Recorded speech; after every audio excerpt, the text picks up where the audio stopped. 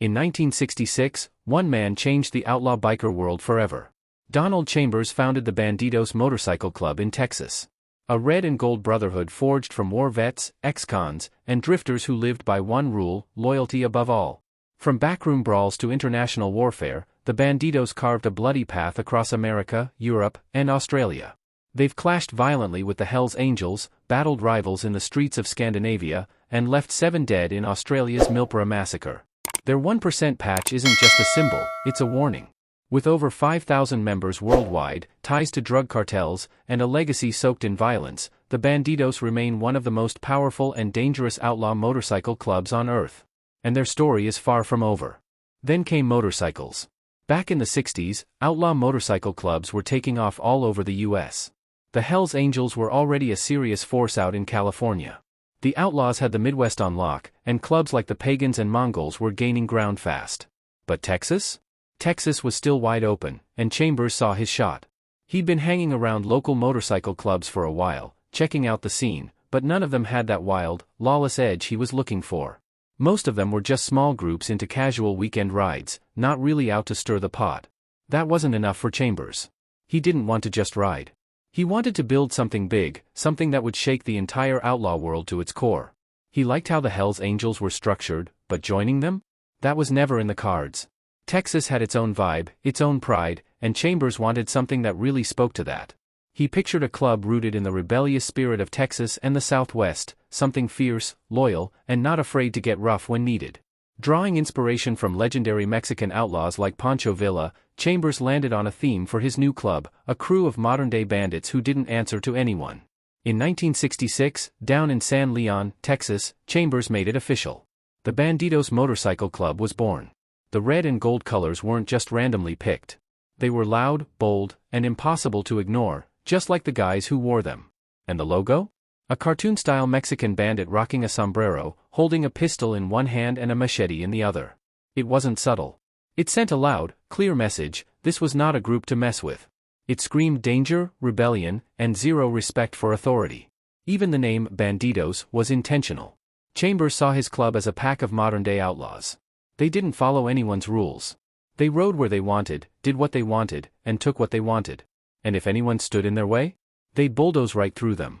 It all started small, just a tight-knit group of ex-military guys, ex-cons, and drifters. Guys who were over boring jobs and casual weekend rides. Chambers picked each one himself. He made sure they were tough, loyal, and not afraid to throw down when it mattered. Some were Vietnam vets, still wrestling with PTSD, anger, and addiction, men who couldn't just slip back into regular life. Others were hardened criminals or bikers who'd been kicked out of softer clubs. But the one thing they all had in common? They were hungry for something real, something raw, something that made them feel alive again. Chambers built the Bandidos like a military unit. Everyone had a job. Nobody got handed respect, you had to earn it. To wear that Bandidos patch, you had to show up with loyalty, guts, and total commitment to the Brotherhood. There were no shortcuts, no free passes. From day one, the Bandidos lived wild. Their motto, "We are the people our parents warned us about," wasn't just a catchy slogan.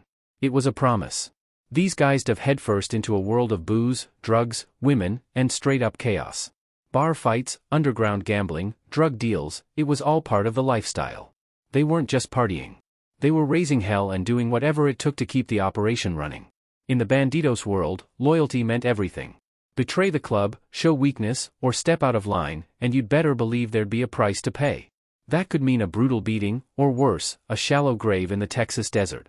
Fear and respect went hand in hand. And they weren't looking to be just another motorcycle club. They wanted to dominate. If someone disrespected them, the response was usually violent and always swift. Chambers didn't play when it came to discipline. He ran the club like a military outfit, tight, no softness, no second guessing. If a member disrespected the patch or backed down from a fight, there were consequences. No exceptions. This wasn't democracy. This was dictatorship wrapped in leather and gasoline. It didn't take long for the Bandidos to become top dogs in Texas. But Chambers wasn't about to stop there. He started expanding into nearby states: Louisiana, Oklahoma, Mississippi. The club started pulling in serious money, mainly through drug trafficking, especially meth and weed. They also smuggled guns and moved stolen goods on the side. And as they grew, so did the attention. The Hells Angels started taking notice. Smaller Texas-based clubs? They had two options: patch over to the Bandidos or get pushed out. Some people pushed back, and when they did, things turned violent: bar fights, brawls on the highway, even shootouts inside clubhouses. By the early 1970s, the Bandidos had locked down Texas, but they were racking up enemies fast. The Hells Angels weren't thrilled. The Outlaws MC, who controlled most of the Midwest, didn't like the Bandidos expanding into their turf either. And the cops? They were all over it. The FBI and Texas Rangers started watching the club closely, especially once it became clear they weren't just about riding bikes anymore. Their criminal activity was getting harder to hide, and bodies were starting to pile up. But Chambers didn't back down. To him, violence was just part of the lifestyle. In the outlaw world, respect didn't come cheap. Sometimes, it cost blood. And Chambers? He was willing to pay that price over and over again. What began as a crew of outcasts and rebels riding together had now become a full-blown criminal operation. And things were about to get even more intense. Chambers wasn't your average businessman, but he knew how to run a crew, just not by the book. Under his leadership, the Bandidos dove headfirst into organized crime. Drugs, extortion, weapons smuggling, you name it, they were in it. Early on, most of their money came from smuggling meth and marijuana through Texas and down into Mexico. And of course, that kind of action didn't go unnoticed. Law enforcement started watching very closely. Meanwhile, things with the Hells Angels were heating up. But Chambers wasn't about to let the Bandidos get pushed around. He made that clear. He told his guys to stand their ground and fight back if they had to. And if there were issues inside the club, those got dealt with, too. Disloyalty wasn't just frowned upon, it could get you beaten or even killed.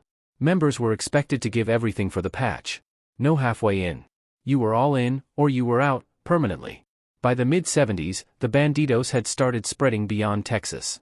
New chapters were popping up in Louisiana, Mississippi, even California. But with that kind of growth came more problems. More heat from law enforcement, more rival gangs looking to challenge them, more internal conflicts. And in 1972, things took a serious turn. One night in El Paso, Chambers and a few of his guys lured two drug dealers, Raymond Sanchez and Richard Morado, to a motel.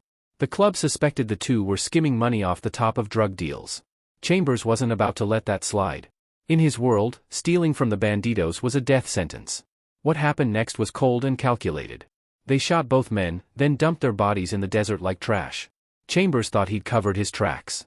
He thought he was untouchable. But he wasn't. Law enforcement was already watching.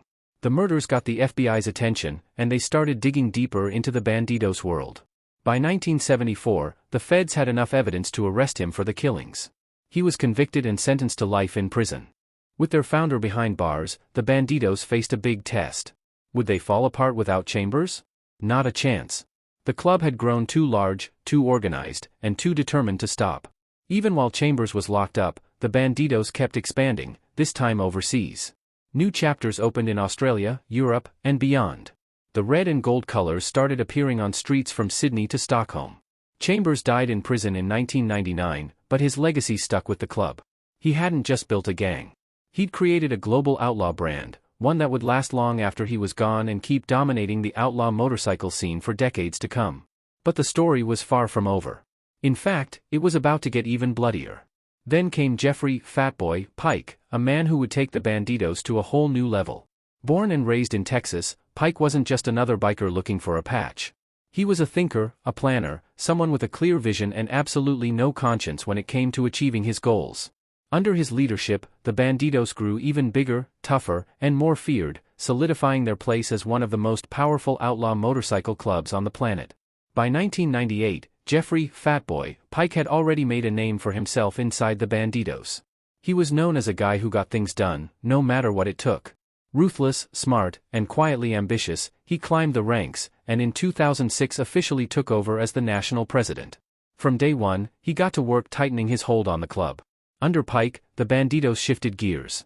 Sure, they'd always been involved in illegal activities, drugs, extortion, the usual outlaw stuff, but Pike took it up a notch. He built stronger ties with Mexican drug cartels, especially the Gulf Cartel.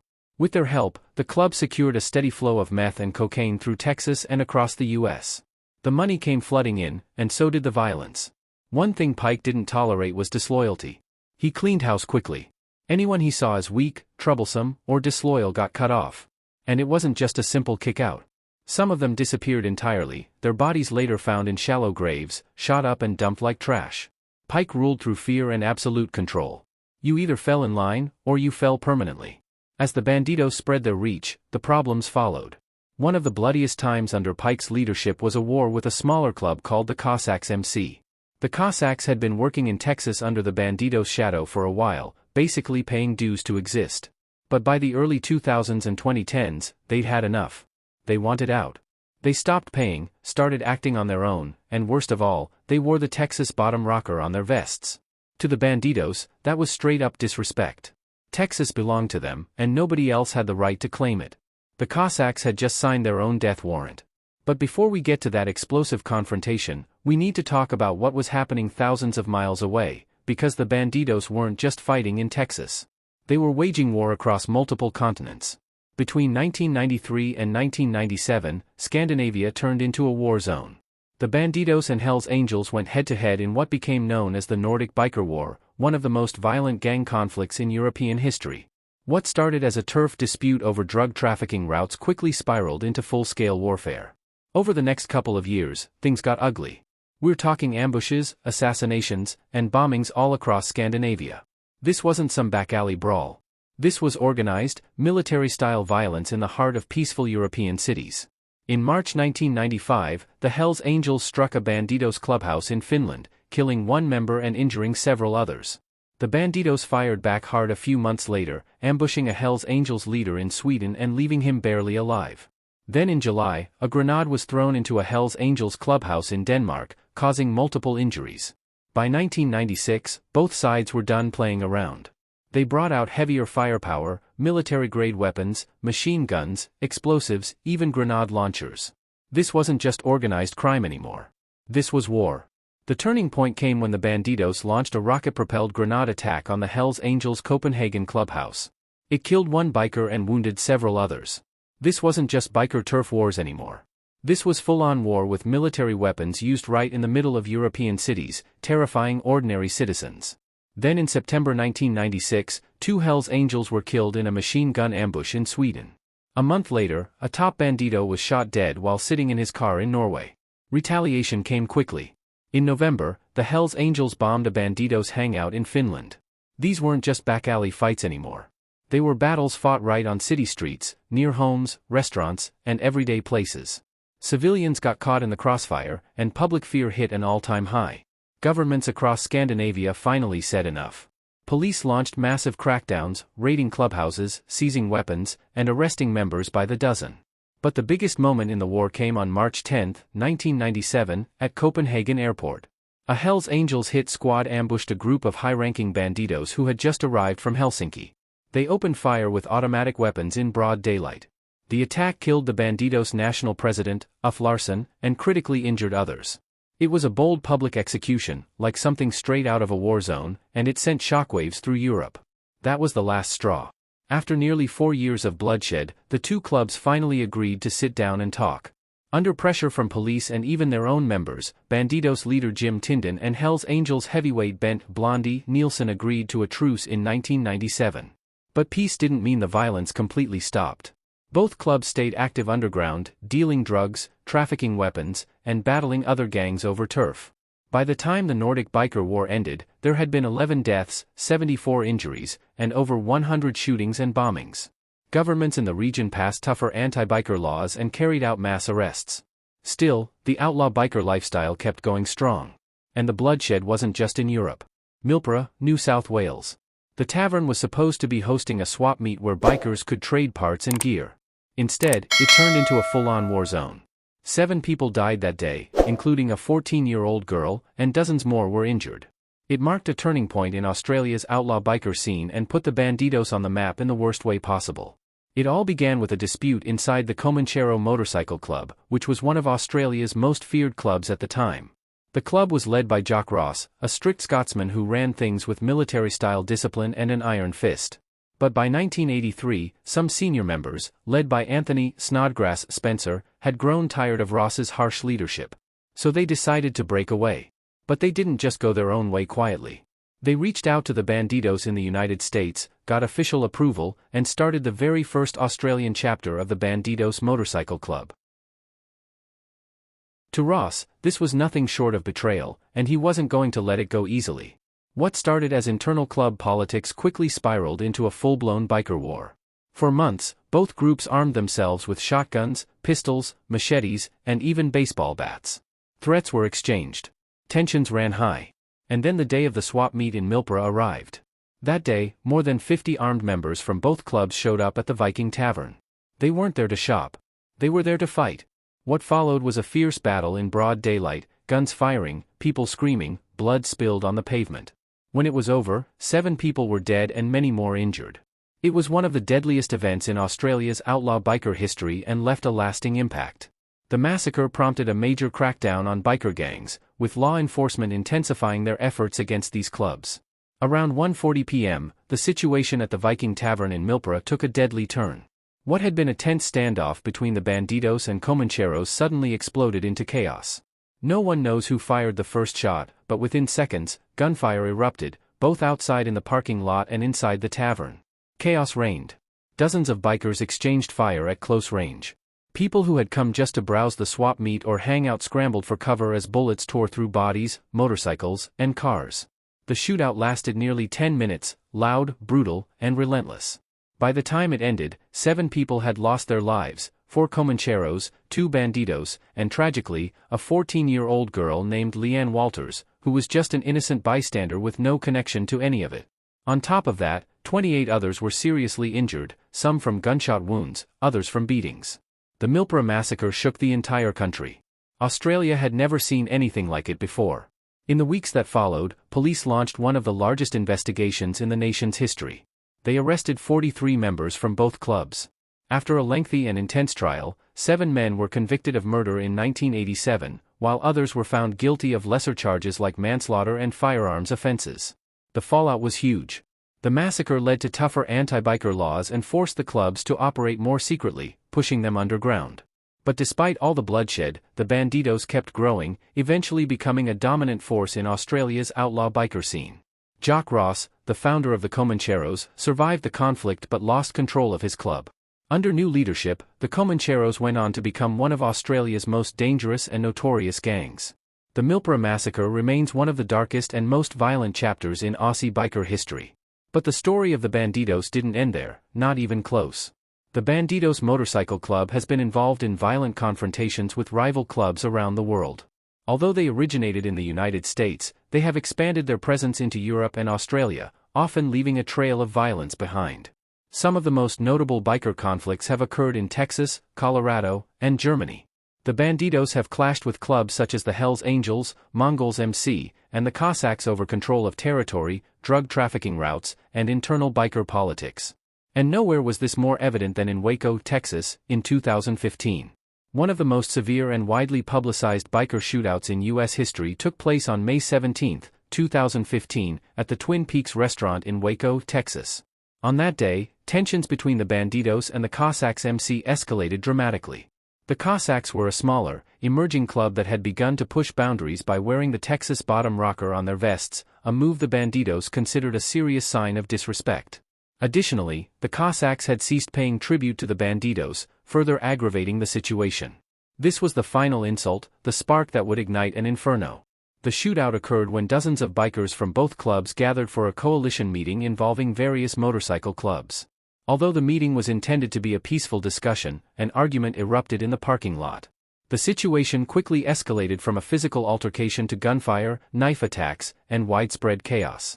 The confrontation resulted in 9 fatalities, 18 injuries, and nearly 200 arrests. Bullets struck the parking lot and the restaurant itself. Police, who were monitoring the meeting, intervened promptly.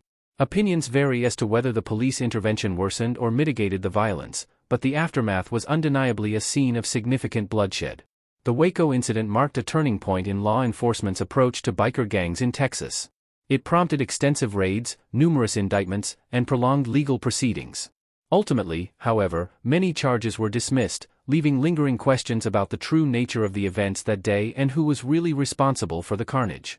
Shortly after, another violent conflict occurred, this time in Denver, Colorado. On January 30, 2016, members of the Bandidos and Mongols clashed at the Colorado Motorcycle Expo, an event that traditionally served as a relaxed gathering for riders, vendors, and clubs. However, that year's event was marked by violence. According to witnesses, a fight broke out between the two groups. It began with shouting and quickly escalated into full-scale violence. Gunfire erupted inside the crowded event hall.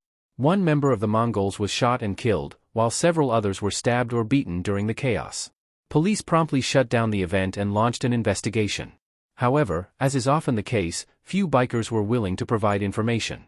This silence only deepened the mystery, and the rivalry between the Bandidos and Mongols grew even more intense. While the Bandidos remained strongest in the United States, their presence in Europe, particularly in countries such as Germany, Denmark, Sweden, and Finland, is significant. And with this expansion has come an increase in violent incidents. The Bandidos' growth in Germany brought them into direct conflict with the country's dominant biker group, the Hells Angels. For many years, the Hells Angels had maintained control over much of the German outlaw motorcycle scene. However, the arrival of the Bandidos disrupted this balance. Between 2009 and 2012, Germany experienced a wave of biker violence that resembled a war zone more than a typical turf dispute. Shootouts, bombings, and targeted assassinations became frequent as the two clubs fought over control of territory, drug trafficking routes, and underground influence. One of the most violent clashes occurred in March 2010 in the city of Ruhr. A street fight involving more than 20 bikers escalated into a firefight. When police arrived, they discovered several members from both sides shot or critically injured. The scene was scattered with automatic weapons, handguns, and knives, more reminiscent of a military raid than a gang altercation. In April 2012, tensions reached another peak in Berlin. A Hells Angels member was shot and killed outside a nightclub, reportedly by Bandidos affiliates in retaliation for a prior attack. The murder sent shockwaves through the city, prompting German authorities to initiate a nationwide crackdown on both clubs. But despite the arrests, the violence continued. Because for the Bandidos, backing down has never been an option. The legend of the 1% patch dates back to 1947, following a notorious riot at a motorcycle rally in Hollister, California. The incident attracted national attention. In response, the American Motorcyclist Association sought to reassure the public by stating that 99% of motorcyclists were law-abiding citizens. Outlaw clubs embraced the remaining 1% as a badge of honor, turning it into a symbol of their identity and a warning to others. For a Bandido, wearing that patch is not merely about attitude. It signifies a pledge of complete loyalty to the club, above the law, above family, above all else. Respect is not freely given. It is earned through violence, sacrifice, and obedience. Any deviation from the club's rules, displays of weakness, or cooperation with law enforcement is considered the ultimate betrayal and may carry deadly consequences. The club operates like a military organization with a strict hierarchy. At the top is the national president, followed by vice presidents, sergeants-at-arms, and road captains. Full patch members form the backbone of the club. Below them are prospects, recruits who must prove themselves, often through illegal activity or acts of violence. At the bottom are hangarounds, outsiders seeking entry into the club, watching, waiting, hoping to prove they're worthy. Bandidos do not discuss club matters with outsiders. This is an unspoken rule, enforced with brutal efficiency. In areas where rival motorcycle clubs are gaining influence, members remain prepared for conflict. Weapons are always close. Trust is never given freely. For the Bandidos, the club is not just about riding motorcycles. It is about holding power, protecting territory, and preserving reputation, no matter the cost. From the Twin Peaks shootout in Texas to the Nordic Biker War, the Bandidos have shown the world what the 1% lifestyle really means: bloodshed, brotherhood, and total defiance. Governments have tried to shut them down. In places like Germany and Australia, entire chapters have been outlawed.